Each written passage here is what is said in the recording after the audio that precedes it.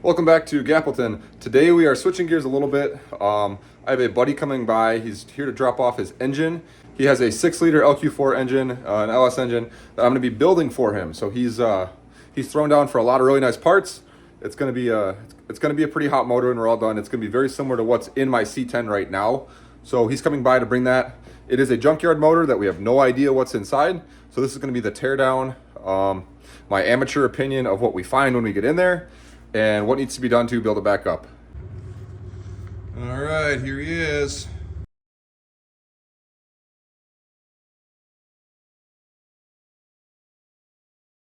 Stop.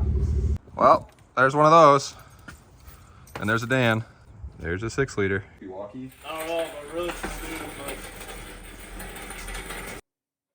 So before you can put one of these on the stand, you have to do a couple things to the backside, like pull the flywheel, the rear cover, a couple plugs. None of these are going to be accessible once it's on the stand, and it's kind of a pain in the neck to pull it back off. All right, got her all loaded on the stand. LS, not the Coyote, that's for a later date. But yeah, we're all loaded up on the stand, gonna start getting this thing tore apart. So, pulling the front accessory bracket off. That's the truck accessory that we're gonna reuse with the pump. Pull their little fittings here. This is Dan's first go at this, so it's going to be a lot of pulling things off, him learning as we go.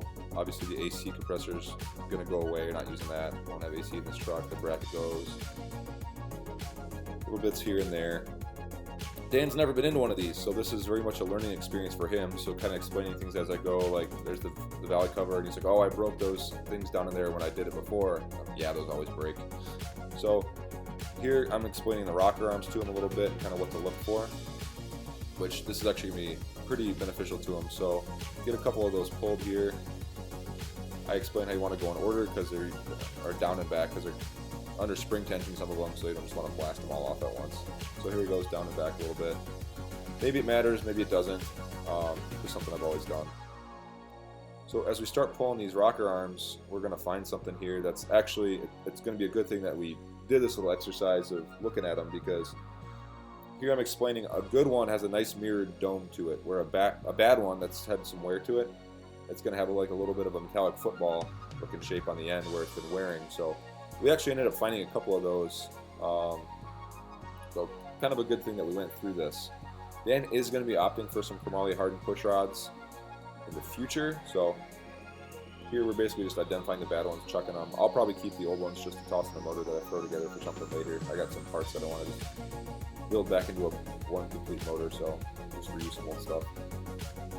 Get everything all pulled out here.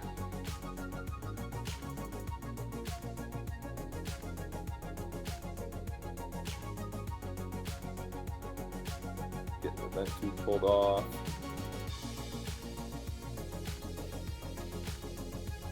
A little bit sometimes, and that's kind of the best way to do it, just put some pliers on there.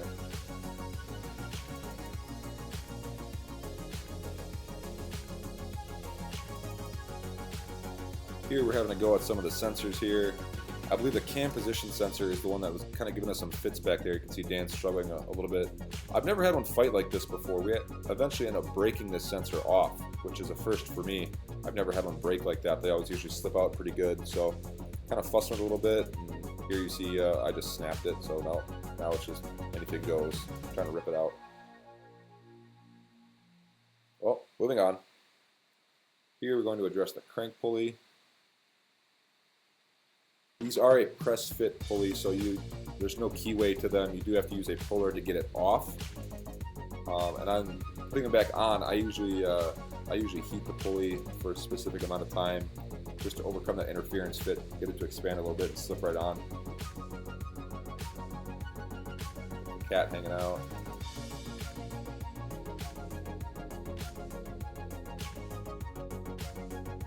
And here that pulley comes off nicely. No drama.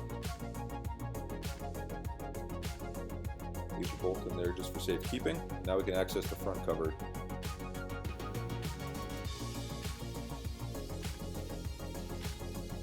Full of 10 mils.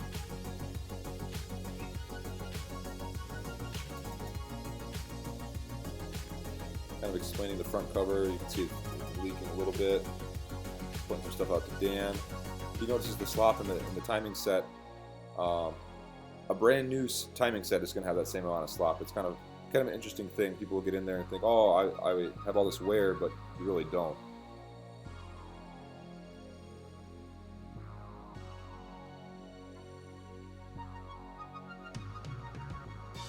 I'm kind of explaining the front cover and how important that cam retaining plate is to have a good seal on that. Something you definitely cannot reuse. One, it's a $15 part. Two, if you don't, you could risk having zero oil pressure if it doesn't seal up like it needs to.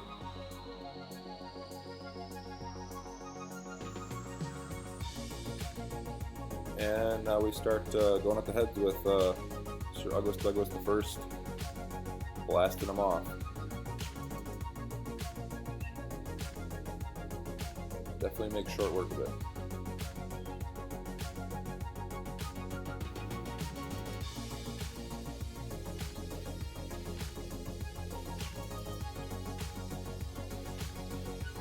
All that metal going into the scrap pile. And here we start pulling lifters.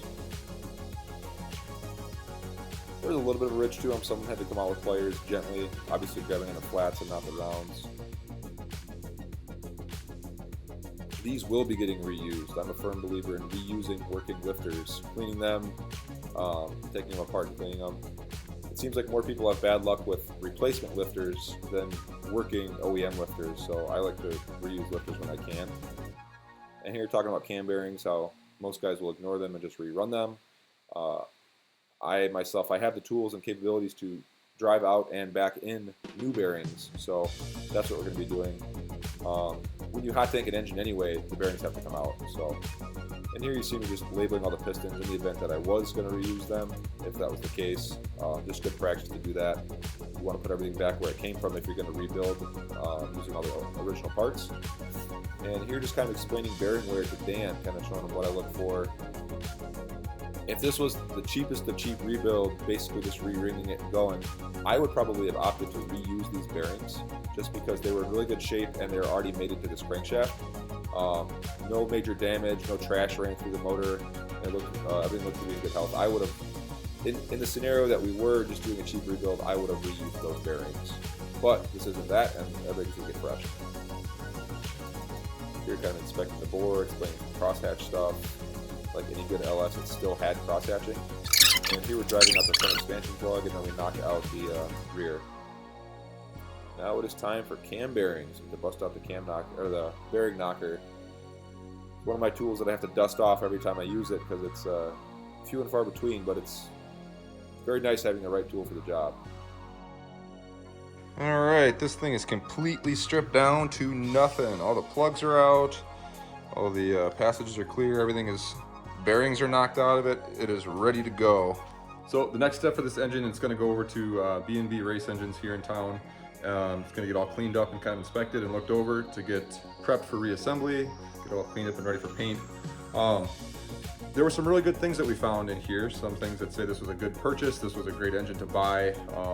Dan picked this up from the yard, kind of just like he paid for a core, so it's like we don't know if it's a good engine or not. But there were some really good things we saw. There's still cross-hatching in the cylinders. It had an AC ductile filter on it, so it came out of a work van, so I think maybe they were getting it kind of fleet maintained by a dealership or something like that. Yeah, no major leaks or anything. You can see a little bit of stuff kind of showing its age, but yeah, all in all, I think this was a great purchase and it's going to be a great builder. So we'll do a little recap on the reassembly here when the time comes. So we got a lot of some good fun stuff to go back into this thing. So that's all for now. We will see you next time on Gaffleton.